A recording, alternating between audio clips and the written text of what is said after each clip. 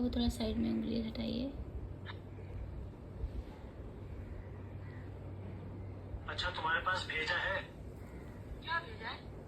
अरे मैं पूछ रहा हूँ, तुम्हारे पास भेजा है? वही तो पूछ रही हूँ, क्या भेजा है, किससे भेजा है, क्यों भेजा है? रहने दे, तेरे वो नीचे से उठा के खा रही है, खा है।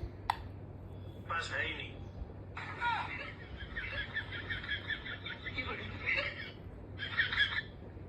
खाने की कोशिश चल रही है। के पिताजी